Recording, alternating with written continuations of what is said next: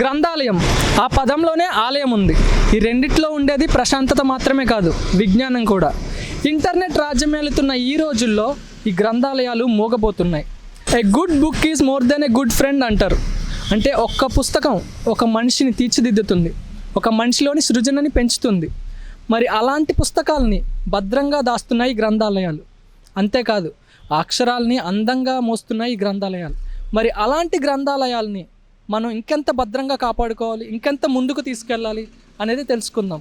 అంతేకాదు, మనం ఇప్పుడున్నాం భద్రాద్రి కొత్తగూడెం జిల్లాలోని కేంద్ర గ్రంథాలయంలో ఉన్నాం మనం. సో వెళ్ళి అక్కడ లైబ్రరియన్స్తో అండ్ అక్కడ రీడర్స్తో ఒక్కసారి మాట్లాడదాం రండి.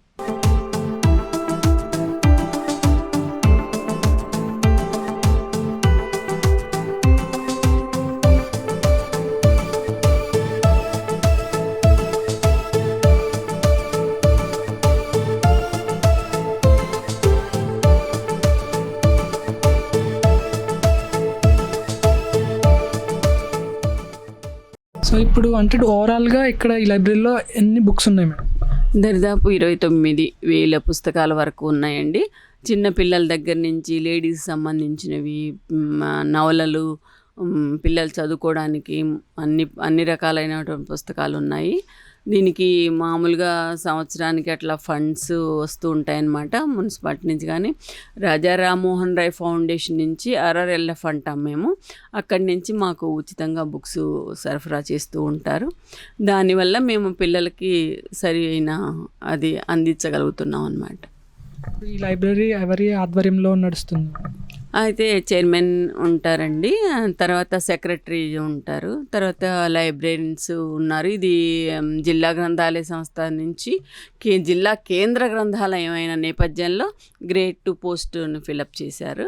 ఇప్పుడు మేము ఇక్కడ 2 లైబ్రరీన్స్ చేస్తామండి, 3 వర్కర్స్ ఉంటారు. ఇది కాకుండా అడ్మినిస్ట్రేషన్లో సెక్రటరీ, మళ్ళా UDC అలాంటి వాళ్ళు ఉంటారు, చైర్మన్ ఉంటారనమాట. ఇప్పుడు పిల్లలకి మొబైల్స్ ఎక్కువ అడిక్ట్ అయిపోయి ఇలా ఉన్నారు కదా మేడం. ఎస్, అలాంటి వాళ్ళకి మీరు లైబ్రరీకి వచ్చి చదువుకోమని చెప్పడానికి మీరు ఏమని? ఓకే, మేము ఇక్కడ వీళ్ళకి ఫ్రీ వైఫై ఇస్తున్నామండి. దానివల్ల ఏంటంటే పేద విద్యార్థులు ఈ ఎక్కువ ఆన్లైన్ మాధ్యమం నుంచి వాళ్ళు కోచింగ్ తీసుకోవడానికి అవకాశం ఉంటుంది. వాళ్ళకి కావాల్సిన కూలర్లు అని పెట్టాము. వాళ్ళైతే సాటిస్ఫాక్షన్గా ఉన్నారు, బాగుంది. మేమేమో ఈ CC కెమెరా పర్యవేక్షణలో వాళ్ళని గమనిస్తూ ఉంటాం అన్నమాట. బాగుంది, పిల్లలు కూడా సాటిస్ఫాక్షన్ అవుతున్నారు. కొంతమంది మొన్న జరిగిన పోలీస్ కానిస్టేబుల్లో దరిదాపు 10-15 మంది జాబ్కి సెలెక్ట్ అయ్యారు.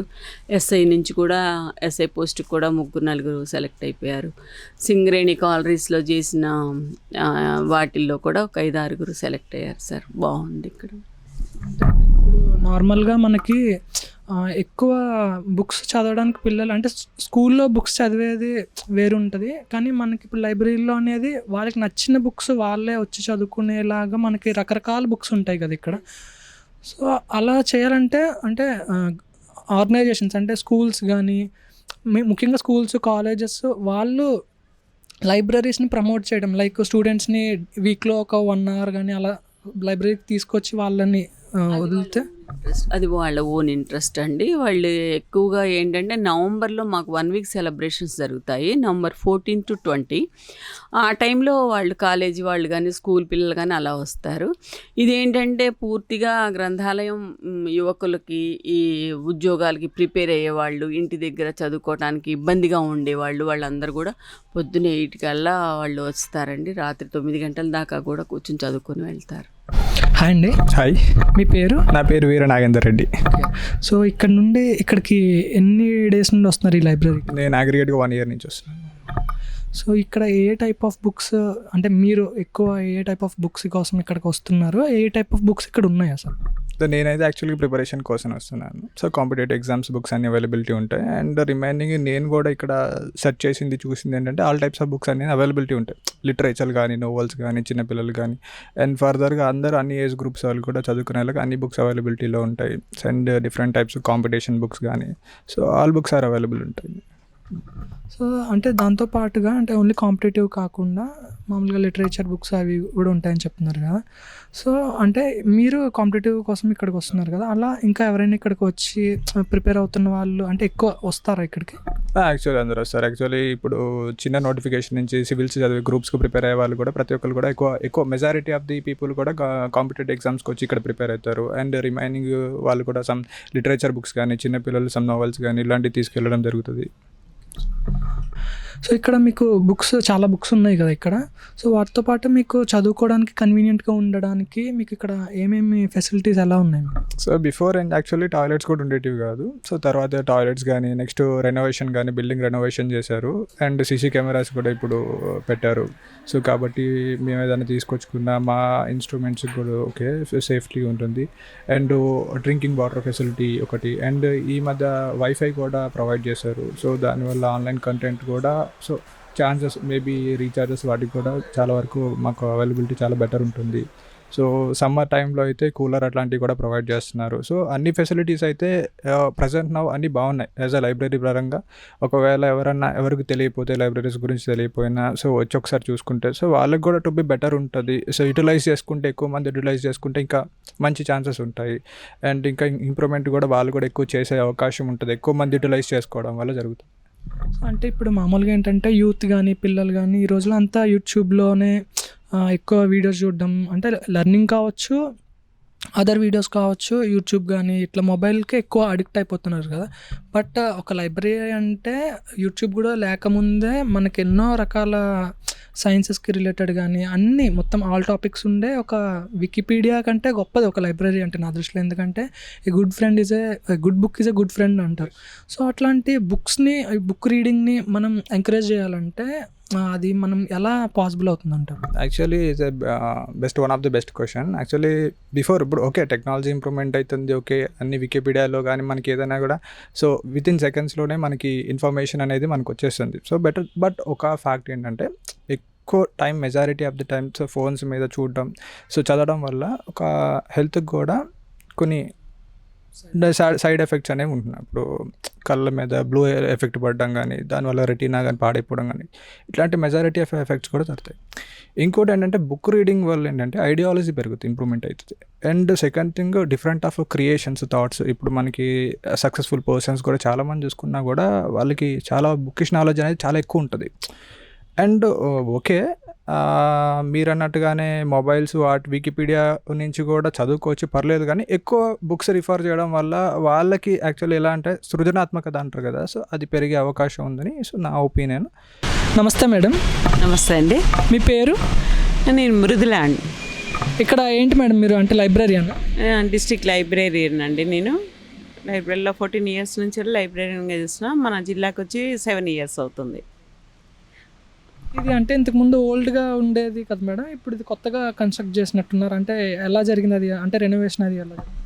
ఇంతకుముందు ఓల్డ్ బిల్డింగ్ ఒక రేకుల బిల్డింగ్ మాత్రమే ఉండేదండి. అప్పుడు కొంచెం తక్కువ మంది రీడర్స్ వచ్చారు, 40 మంది అట్లా కూర్చునడానికి ఫెసిలిటీస్ ఉండే. ఇప్పుడు 300 మందికి పైన కూర్చోవడానికి ఫెసిలిటీస్ ఉంది. బిల్డింగ్ని మన దిండిగల్ రాజేందర్ గారు డెవలప్ చేశారు, చాలా మోటివేట్ చేశారు, మోడర్న్గా కూడా తయారు చేశారు. కాంపిటీషన్ రోజుల్లో మన బీఆర్ఎస్ ప్రభుత్వం ఉన్నప్పుడు కానీ ఇప్పుడు కానీ చాలా స్టూడెంట్స్కి ఉపయోగపడే విధంగా దాన్ని తీర్చిదిద్దారు. సాయశక్తిలో మా సిబ్బంది కానీ మేము కానీ వాళ్ళకి 8 to 9 వరకు ఓపెన్ చేసి ఎంతోమంది ఉద్యోగాలు సాధించడానికి కోసం మా వంతు కృషిగా చాలా కోఆపరేట్ చేసాం. హాలిడేస్లో సైతం తీసి వాళ్ళకి ఎక్కువ సమయాన్ని కేటాయించేటట్టుగా మేము అందరం కలిసి ఒక పిల్లల్ని ఉన్నత స్థానంలో నిలబెట్టడానికి మా వంతు కృషిని మేము చేసాం. అదేవిధంగా పిల్లలు చాలా 100-150కి పైగా ఉద్యోగాలు సాధించారు, అన్ని డిపార్ట్మెంట్లలో సాధించారు. మన రీసెంట్గా వచ్చిన ఎస్ఐ కానిస్టేబుల్లో కూడా మా సంస్థ నుంచి చాలామంది విద్యార్థులు సెలెక్ట్ అయ్యారు. అందుకు మేము చాలా సంతోషిస్తున్నామండి. ఇప్పుడు అంటే ఈ రోజుల్లో ఎక్కువ అంటే చిన్నపిల్లలు ఎక్కువ మొబైల్స్కి అడిక్ట్ అయిపోతున్నారు, మొబైల్లోనే అంతా ఉంది అనుకుంటున్నారు. కానీ ఇప్పుడు మనకి లైబ్రరీస్కి అంటే కొంతమంది వస్తున్నారు, కానీ స్టిల్ ఇంకా చాలామంది రావాల్సిన వాళ్ళు ఉన్నారు, పిల్లలు కానీ ఈవెన్ టీనేజర్స్ కూడా లైబ్రరీకి వస్తే వాళ్ళకి మంచిది కదా. సో దాని గురించి మీరు ఏమని చెప్తారు? మా దగ్గర చిన్నపిల్లలకు సంబంధించిన 6 సంవత్సరాల నుంచి 80 ఏళ్ళ వరకు మనం రీడర్స్ని చూసినట్టయితే చిన్న పిల్లలతో సహా వస్తూ ఉంటారు, వాళ్ళ పేరెంట్స్ తీసుకొస్తుంటారు. అన్ని విధాల బుక్స్ ఉన్నాయి. కాకపోతే దీన్ని ఇంకొంచెం మోడర్న్గా చేసినట్టయితే మనము బుక్స్ని డివైడ్ చేయడానికి అంటే క్లాసిఫికేషన్ చేయడానికి వీలుగా ఉంటుంది. ఇప్పుడు కూడా మా దగ్గర ఉన్నవి ఇంకా కొంచెము రాజకీయ నాయకులు కానీ ఉన్నతాధికారులు కానీ ఎవరైనా మాకు ఇంకా కొంచెం సపోర్ట్ ఇచ్చేది ఉంటే ఇంకొంచెం డెవలప్ చేసి చూపెట్టడానికి అవకాశం ఉంటుంది. ఇప్పటికే చాలామంది రీడర్స్, రిటైర్డ్ అయిన ఎంప్లాయీస్ కూడా, గ్రౌండ్కి వచ్చిన వాళ్ళు, వాకింగ్కి వచ్చిన వాళ్ళు, యువత, స్త్రీలు అందరూ అన్ని విధాల అన్ని కేటగిరీలకు సంబంధించిన వాళ్ళందరూ గ్రంథాలయాన్ని ఇప్పటికైతే ఉపయోగించుకుంటున్నారు. మాకు ఇంకా కోఆపరేషన్ ఉంటే ఇంకా ఉన్నతంగా తీర్చిదిద్దడానికి ప్రయత్నం చేస్తామండి. ఇప్పుడు అంటే ఇక్కడ మంత్కి ఏమన్నా కార్డు అలా ఉంటుందా బుక్స్ తీసుకెళ్ళడానికి, అది ఎలా? కార్డు ఉంటుందండి, 200 అండి. Aadhaar card xerox, passport size photo ఉంటుంది. 200తో మేము మెంబర్షిప్ ఇస్తాం. అవి ఇంటికి కూడా ఇస్తాం. 14 డేస్లో మళ్ళీ రిటర్న్ ఇచ్చేటట్టుగా ఆ ఫెసిలిటీస్ కూడా ఉన్నాయండి. దానివల్ల ఎక్కువ మంది యూజ్ చేసుకోవడానికి ఉపయోగకరంగా ఉంటుంది. ఇక్కడ అంటే ప్లేస్ సరిపోయినా ఇంటికి కూడా ఇస్తుంటాము. ఆ విధంగా చాలామంది యూజ్ చేసుకుంటున్నారు. ఇప్పుడు అంటే కాంపిటేటివ్ ఎగ్జామ్స్కి ప్రిపేర్ అయ్యే వాళ్ళకి కూడా అంటే ఏ ఎగ్జామ్స్కి రిలేటెడ్ బుక్స్ మన దగ్గర అవైలబుల్ ఉన్నాయి? అన్ని గ్రూప్స్కి సంబంధించినవి, అన్ని డిపార్ట్మెంట్కి సంబంధించిన పుస్తకాలు ఉన్నవి.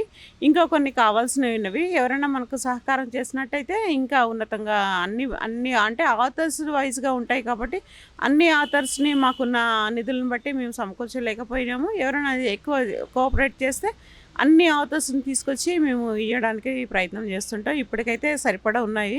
దానికోసం రీడింగ్ హాల్స్ కూడా సపరేట్ ఉన్నాయి. పైన కింద కూడా reading halls, women's section, ladies section కూడా సపరేట్గా ఉన్నాయండి.